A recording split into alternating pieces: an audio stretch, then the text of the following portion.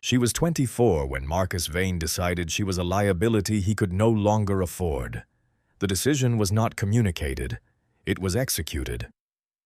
She returned from a 4-day textile conservation symposium in Glasgow, tired and full of thoughts on 17th-century jacquard loom punch cards, to find her key no longer fit the lock of their London flat. Her equipment cases, 3 heavy-duty Pelican containers holding her delicate tools, conservation-grade solvents, and specialized magnification gear, were stacked neatly on the doormat. On top, secured by a piece of slate he had once bought her from a trip to Wales, was a single sheet of A4 paper, folded once. The note was typed. It contained no salutation and no signature. It was a list of logistics. The lease was now solely in his name. A check for her half of the security deposit, minus damages he had assessed himself, would be mailed to a forwarding address of her choosing. He had, it stated, taken the liberty of closing their joint savings account to cover outstanding shared debts. He took the Danish rosewood sideboard they had bought together. He took the antique Killim rug she had spent 3 months restoring. He took the matched set of porcelain cups, the silver cutlery, the complete collection of art books, and the standing lamp with the linen shade. He took everything that had a clear, documentable market value. He took the things that could be entered onto a spreadsheet and assigned a number. He had been methodical. He had been efficient. He had liquidated their shared life with the same dispassionate precision he used to analyze stock market trends. There was a particular quality of coldness to it, a surgical severance that left no room for the messy business of emotion. He had erased her, not with anger, but with accounting. He had never asked about her family, not really. He had listened to her stories of Yorkshire with the polite, glazed-over attention of a man waiting for the topic to shift back to something he considered real, something like property yields or emerging markets. And so, in his meticulous inventory of their life, he forgot the one thing she had never mentioned, the one asset he could not have understood or valued.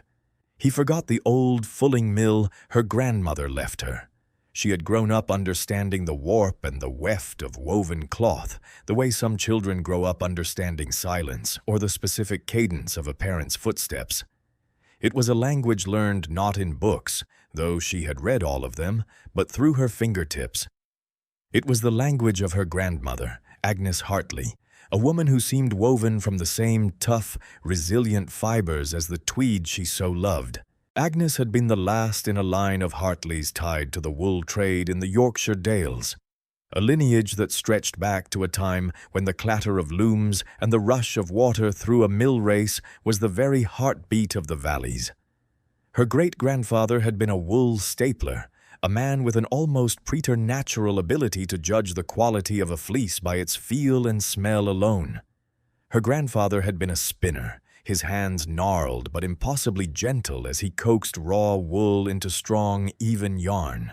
And then there was Agnes. Agnes was a weaver and a dyer, a woman who saw the world in shades of madder root and weld and wode. Agnes had acquired the old fulling mill in the late 1960s, long after its commercial purpose had died out.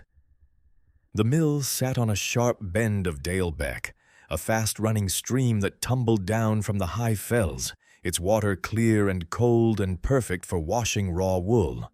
The building itself was a relic, a 2-story gritstone structure from the 18th century, its roof sagging, its great water wheel silent and moss-eaten. Fulling, the process of pounding and cleaning woven wool cloth in water to mat and thicken it, had been rendered obsolete by industrial machinery decades before Agnes was even born. To everyone else in the Dale, the mill was a picturesque ruin, a footnote in local history. To Agnes, it was a repository of knowledge, a place of power. She had bought it for a pittance from a farmer who was glad to be rid of the liability. She did not buy it as an investment. She did not buy it for its development potential. She bought it because she believed that a place that had held so much work, so much purpose for so long, still had a spirit in its stones. She had spent the next 40 years proving herself right, single-handedly turning it from a ruin into a sanctuary of craft. She had rebuilt the roof beam by beam, repointed the stonework herself, and cleared the choked mill race with a shovel and sheer determination after her husband, a quiet man who had loved her fierce independence, passed away suddenly, leaving her a young widow with a life to rebuild. The mill became her partner in that rebuilding. It was there she set up her looms, her dye pots, her spinning wheels. It was there she created fabrics that were not just commodities, but stories told in thread, their colors drawn from the very landscape that surrounded the mill, the lichen on the stone walls, the heather on the moors, the deep, peaty brown of the beck in spate. Nell had spent every summer of her childhood at that mill. While other children went to the seaside, she went to the dales, to the smell of wet wool and wood smoke, and the constant, soothing rush of the water. She learned to card wool until it was a cloud in her hands, to spin a thread that was fine but strong, to identify the plants that would give up their color to the dye pot. Agnes never taught her in a formal way. There were no lessons, no lectures. She simply worked, and Nell worked alongside her, absorbing the knowledge through observation and osmosis, her small hands mimicking her grandmother's sure, steady movements. She learned the specific way Agnes would test the tension of the warp threads with a flick of her finger, the particular quality of silence that fell over the workshop when her grandmother was deep in concentration, her entire being focused on the intricate dance of the shuttle passing through the shed. It was in those long, quiet summer afternoons that Nell came to understand that fabric was not just a material. It was a language, a form of memory, a well-woven piece of cloth held within its structure the story of its own making, the skill of the spinner, the patience of the weaver, the secret life of the plants that gave it color. It was a tangible piece of history, a connection to the hands that had made it. This understanding became the bedrock of her life, the invisible thread that ran through everything she did. It was what led her to study textile history, and then to specialize in the delicate, painstaking work of conservation. She wanted to preserve those stories, to save those fragile memories from the ravages of time. She met Marcus at a gallery opening. He worked for a hedge fund, a world as alien to her as the dark side of the moon. He was sharp, confident, and attentive in the specific way that lonely people often find irresistible. He asked questions about her work, and for the first time, it seemed like someone from outside her specialized world was genuinely interested. He called her work fascinating, a word he used for anything that was novel and complex.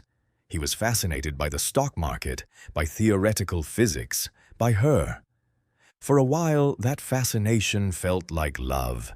He loved the idea of her, this quiet, competent woman who worked in a field of such esoteric, tangible beauty. She was an interesting acquisition, a curator of delicate things who added a certain cultural gloss to his life of abstract numbers. They built a life together, or rather, he constructed one, and she moved into it. The London flat was his choice, its minimalist aesthetic a stark contrast to the beautiful, chaotic clutter of her grandmother's mill. The furniture was his choice, sleek and modern and expensive. The friends were his friends, other people who worked in finance, who spoke a language of acronyms and percentages that she never quite mastered. She had tried to share her world with him, but it never quite translated. She once showed him a photograph of the mill nestled in the green fold of the dale. He had glanced at it briefly. "Quaint," he had said, before turning his attention back to his phone. On another occasion, she had tried to explain the historical significance of the British wool trade, its foundational role in the country's economy for centuries. He had cut her off, not unkindly, but with a finality that brooked no argument. "It's a heritage curiosity, Nell," he had said. "A museum piece. There's no viable economic future in it. It's all about algorithms now." She had never mentioned the mill again. She had packed that part of herself away, like a precious, fragile textile stored in acid-free paper, waiting for the right conditions to be brought out into the light. She had not realized until she was standing on a London pavement with her life in 3 plastic cases that in his world, things that had no viable economic future had no value at all, and that, she now understood, had included her. The bus ride north was a long, slow crawl out of one life and into the unknown of another. She sat with her forehead pressed against the cool glass of the window, watching the manicured green of the home counties bleed into the industrial Midlands, and then finally soften into the rolling hills and stone walls of Yorkshire. London, with its noise and its sharp angles and its sense of perpetual, frantic motion, already felt like a memory from someone else's life. She had £212 in her purse, the contents of her wallet when she had left for Glasgow. It was all the money she had in the world. Her field bag, a sturdy canvas satchel that had belonged to her grandmother, sat on the seat beside her. Inside was her wallet, a change of clothes, and a dog-eared book on the chemistry of natural dyes. Everything else she owned was in the 3 pelican cases in the luggage hold below. It was, she thought with a strange sense of clarity, more than enough. The solicitor's office was on the market square of a small town called Askrigg. It was a cramped, dusty space filled with the smell of old paper and furniture polish. Mr. Baines was a man in his late 70s with a kind, wrinkled face and eyes that had seen the passing of several generations in the Dale. He had been Agnes's solicitor and her father's before that. He remembered Nell as a small girl with perpetually ink-stained fingers. He stood up when she entered, his movements slow and deliberate, and shook her hand warmly. He did not ask why she was there, or what had happened in London. He simply said, "Your grandmother would be glad you've come home, lass." He slid a thick manila envelope across his polished oak desk. Inside were the deeds to the mill, a small, hand-drawn map of the property, and a single, enormous iron key. The key was heavy and cold in her palm, its surface pitted with age. It felt less like an object and more like a responsibility. "It's all in order," Mr. Baines said softly. "Agnes saw to that. She left everything for you. Said you'd know what to do with it when the time was right." She walked the last 2 miles to the mill, following the winding path of Dale Beck. The air grew cooler, cleaner, scented with damp earth and the sharp, herbal fragrance of wild thyme. And then she saw it. The mill stood exactly as she remembered it, a solid, unyielding presence against the green hillside. It was in a state of worse repair than her childhood memories allowed. The slate roof was a patchwork of moss and missing tiles. The windows were dark and grimy, one of them shattered. A thick blanket of ivy had claimed most of the north wall, its tendrils probing at the mortar between the stones. The great water wheel was still, its wooden paddles furred with a brilliant green coat of moss, a few hardy ferns growing from its hub. It looked forgotten. It looked derelict, but it also looked strong. She could see the integrity of the original structure, the massive gritstone blocks set in place by men who intended them to last for centuries. It had, she thought, good bones. The same thought Agnes had voiced all those years ago. The big iron key turned in the lock with a groan of protest, the sound of metal yielding after years of disuse. The heavy oak door swung inward, opening into a cavernous, shadowy space. The air inside was thick and cold, carrying the scent of stone, damp earth, and the faint, ghost-like aroma of lanolin from countless fleeces processed long ago. Dust motes danced in the single shaft of light that pierced the gloom from the broken window. Straight ahead, dominating the ground floor, were the fulling stocks, the heart of the original mill. They were a colossal timber mechanism, a set of 2 enormous wooden hammers, or stocks, designed to be lifted by cams on the water wheel's axle and dropped repeatedly into a trough to pound the woolen cloth. The mechanism was silent now, a sleeping giant. To the left, the space was filled with Agnes's life. Two large floor looms stood shrouded in dust sheets, like sleeping animals. Shelves lined the walls, crammed with glass jars of dried plants, cones of yarn in every conceivable color, and stacks of books and ledgers. A thick layer of dust covered everything, a fine gray powder that softened every edge and muted every color. It was a place frozen in time, waiting for a hand to wipe away the dust and set it in motion once more. For the first 2 days, she did nothing but clean. She swept away years of accumulated dust and cobwebs, washed the grime from the windows, and scrubbed the stone flag floor on her hands and knees. It was mindless, physical work, and she lost herself in its rhythm. As she cleaned, she took inventory. The structure was sound. The roof was leaking in several places, but the main timbers were solid. The looms were dusty but intact. The spinning wheels needed oiling but were otherwise fine. It was a daunting task, but not an impossible one. It was a place that needed care, not a miracle. On the 3rd day, she turned her attention to the fulling stocks. She remembered a story Agnes had told her about how the old millwrights would sometimes leave a loose stone in the housing of a machine, a secret access point for maintenance. She ran her hands over the massive stone block that formed the base of the mechanism, feeling for any incongruity. Her fingers found it, a section of stone near the floor, no bigger than a shoebox, that felt different from the rest. The mortar around it was newer, lighter in color. She worked at it carefully with the tip of a trowel she found in a bucket, and after a few minutes of patient scraping, the block came loose. Behind the stone was a small, dark cavity, and inside that cavity sat a sealed tin box, the kind that used to hold biscuits or tea. It was heavy. She carried it over to the window into the pale afternoon light and pried open the lid. The sight made her gasp. The box was filled with money. There were thick bundles of old, soft 20-pound notes held together with rubber bands that had gone brittle with age. And beneath the notes, nestled in a bed of raw, unspun wool, were gold coins. Dozens of them.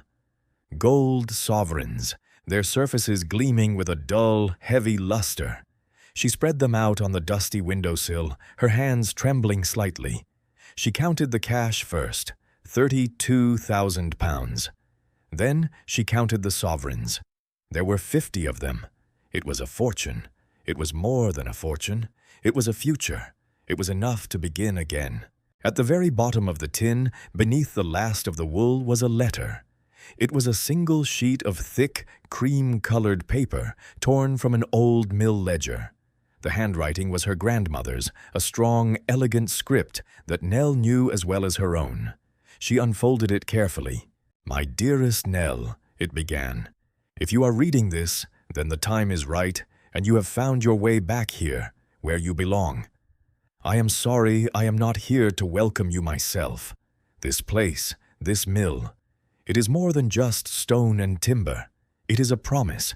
It is the result of generations of hard work and quiet resilience. Our family has always understood that true wealth is not something you can keep in a bank. It is the skill in your hands, the knowledge in your head, and the strength in your heart. The money in this box is for the roof and the windows. It is a practical thing, a tool to help you make this place safe and warm. The gold is for you. It is a buffer against the world, a little bit of security so that you can have the freedom to do the work that matters. Do not be afraid of the work ahead. The work will heal you. There is a stonemason in Hawes, a good man named Thomas Armitage. His father worked on this mill with me years ago. You can trust him. He understands old buildings. But the most important thing is this, Nell. Do not ever let anyone convince you that the things you love are worthless. The world is full of people who can only see the price of things, not their value. Your work is to see the value. That is your inheritance. It is the truest thing I can leave you." Nell read the letter 3 times, the tears she had not shed in London finally falling, hot and silent, onto the dusty floor. She was not crying from sadness. She was crying from a profound, overwhelming sense of recognition, of being seen and understood in a way she had not been for a very long time. It was as if her grandmother had reached across time and placed a steadying hand on her shoulder. The letter was a map. It was a validation. It was permission to become the person she was always meant to be. The next morning she walked into Hawes and found the workshop of Thomas Armitage. He was a man in his late 50s, with a face that seemed to have been carved from the same gritstone he worked with, and hands that were thick with calluses but moved with a surprising delicacy. He was shaping a lintel for a window, his hammer and chisel tapping out a steady, rhythmic beat. She introduced herself, explaining who she was and what she needed. When she mentioned Agnes Hartley, his face softened. "Aye, I remember your grandmother," he said, putting down his tools. "A proper woman she was, knew more about mortar mixes than any man I ever met. My father said she had grit, said she rebuilt that mill on sheer bloody-mindedness." He looked at Nell, his gaze direct and assessing.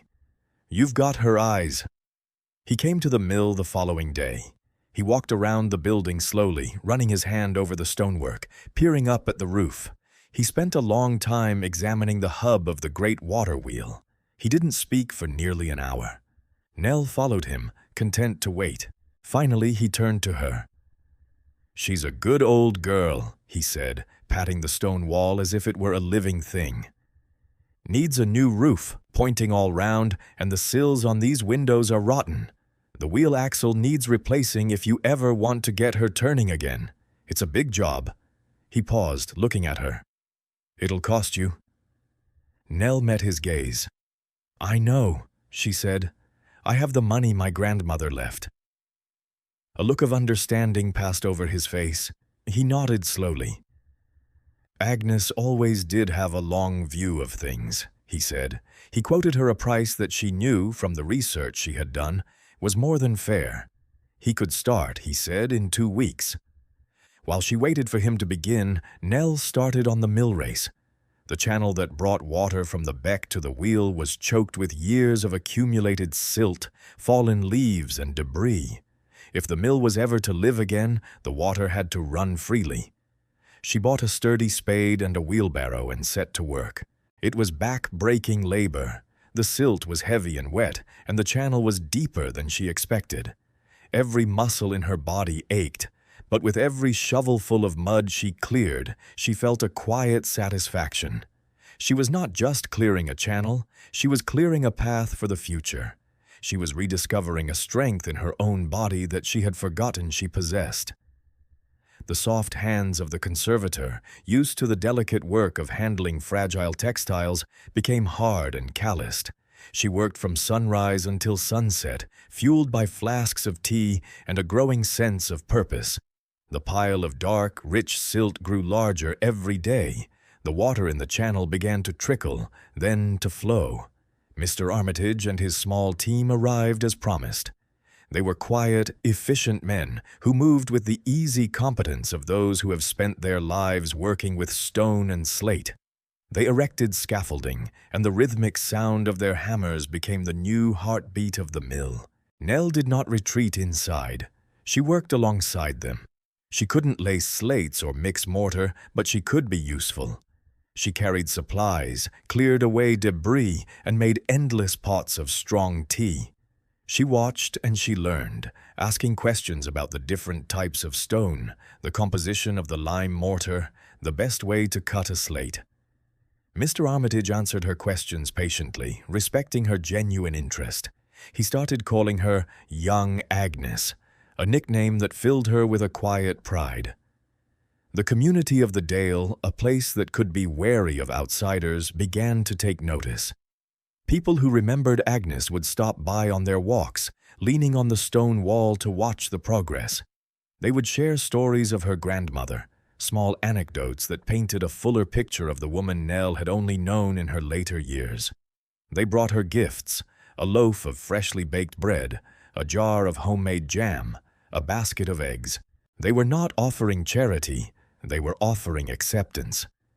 She was not just some girl from the city playing at country life. She was Agnes Hartley's granddaughter. She belonged here. As the exterior of the mill was slowly restored to its former glory, Nell turned her attention to the interior. She painstakingly cleaned every piece of equipment. She dismantled, oiled, and reassembled the spinning wheels until they spun as smoothly as they had on the day they were made. She carefully vacuumed the dust from the looms, her conservator's skills coming to the fore as she handled the old, brittle heddles. She catalogued every jar of dye stuff, every cone of yarn, every book on Agnes's shelves. It was an archaeology of her grandmother's life, a tangible record of her passion and her skill. The space began to transform.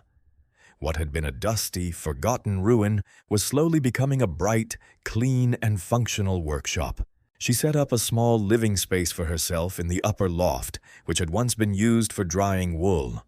A simple bed, a table, and a chair were all she needed. The sound of the beck flowing past her window was the only company she required. To supplement the money Agnes had left, she took a part-time job 2 days a week at the Dales Countryside Museum in Hawes. The curator, a woman named Eleanor Vance, had heard about the work being done at the old mill and had sought Nell out. The museum had a small but significant collection of local textiles, quilts, samplers, and shepherd's plaids that were in desperate need of proper conservation and cataloging. It was work Nell could do in her sleep. But here, in this context, it felt different. It was not just a job, it was a continuation of her purpose. She was preserving the history of this place, the stories of the people who, like her own family, had built their lives around the rhythms of the wool trade. Eleanor, who had known and deeply respected Agnes, gave Nell a free hand. She recognized in Nell the same quiet competence, the same deep, instinctual understanding of the material that her grandmother had possessed. Nell's work at the museum connected her more deeply to the community, and the stories she uncovered in the fragile threads of the collection wove themselves into the fabric of her new life.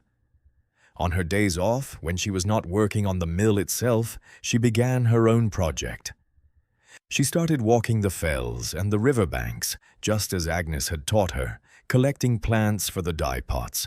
She gathered meadow sweet from the damp ground by the beck, its flowers yielding a soft, buttery yellow. She found bracken and dockroot for shades of green and brown. She bought madder root and weld online, the same traditional dye stuffs Agnes had used for her vibrant reds and golds. She lit a fire under the big copper dye pot in the mill yard, and as the steam began to rise, fragrant with the scent of simmering plants, she felt a profound sense of connection, of completing a circle that had been started long before she was born. She dyed skeins of local Swaledale wool, watching with a kind of quiet awe as the plain cream yarn took on the colors of the landscape. She was not just making colors. She was capturing the essence of a place, the light of a particular afternoon, the feeling of the wind coming down from the fells. Summer turned to autumn. The relentless green of the dales softened into 1,000 shades of gold and rust and brown.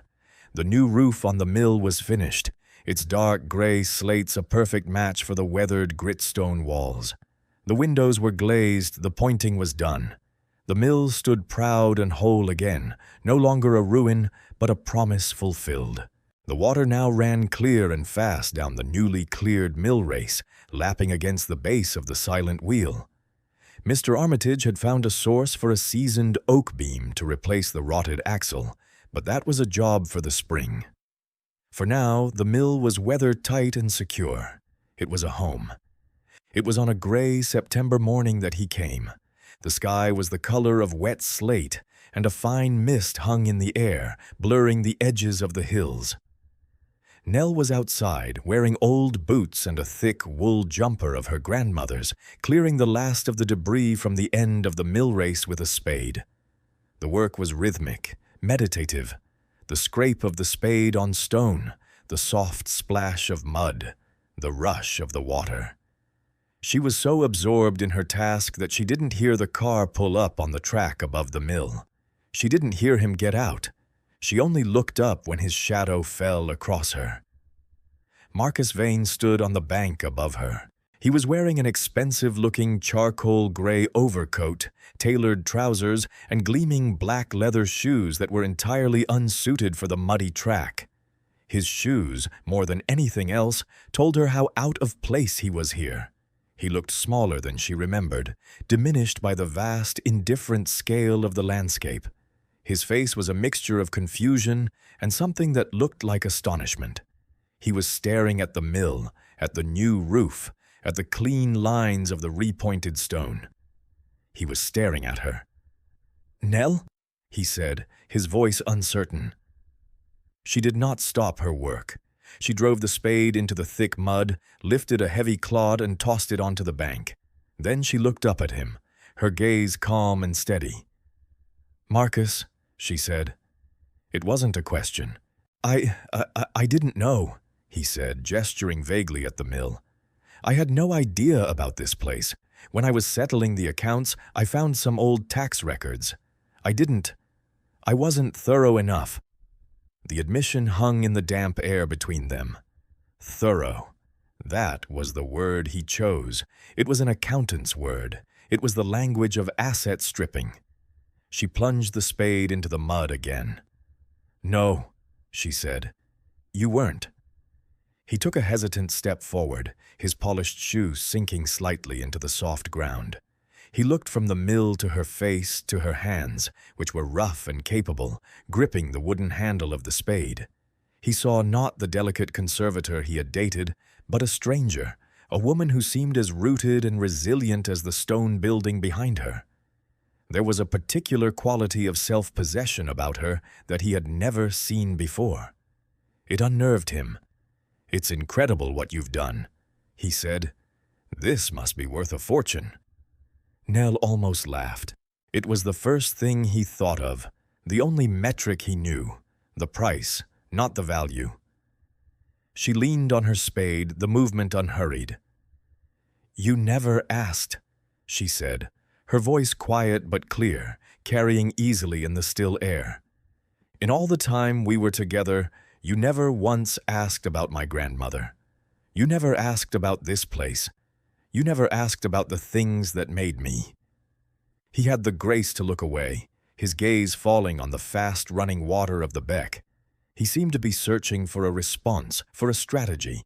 He was a man accustomed to being in control, to directing the flow of conversations as easily as he directed the flow of capital. But here, in this quiet valley, his confidence seemed to have deserted him. "I made a mistake, Nell," he said finally, looking back at her. "I was under a lot of pressure. Things were complicated." He ran a hand through his perfectly styled hair. Is there anything we can do to fix this?" She looked at him, really looked at him, and felt not anger, not hatred, not even sadness. She felt a profound and simple pity. He was standing in a place of immense, multi-generational wealth, a place of beauty and purpose and deep, abiding history, and all he could see was a number on a balance sheet he had missed. He saw a miscalculation. He could not see the story. He could not see the value. He would never be able to. She straightened up, pulling the spade from the mud. The movement was final. "No, Marcus," she said. Her voice was gentle, without malice. It was the simple statement of a fact, as undeniable as the stone in the walls or the water in the beck. "There isn't." He stood there for a long moment, the silence broken only by the sound of the running water. He seemed to understand that there was no argument to be made, no deal to be struck. He had no leverage here. He had come armed with the wrong currency. He gave a short, defeated nod, turned, and walked back to his car, his expensive shoes leaving faint, temporary impressions in the ancient Yorkshire mud. She watched until the car had disappeared over the rise, and then she turned back to her work. She had a channel to clear. That evening, after the mist had thickened into a soft, drizzling rain, Nell sat on the massive stone mounting that housed the axle of the great mill wheel. The air was cold and clean, smelling of wet earth and decaying leaves. Below her, the water in the mill race ran dark and fast, its voice a constant, soothing murmur. She thought about Marcus, about his brief, bewildering appearance. He had come back, not for her, but for an asset he had overlooked. He had seen a building, a property, a number. He had not seen a legacy.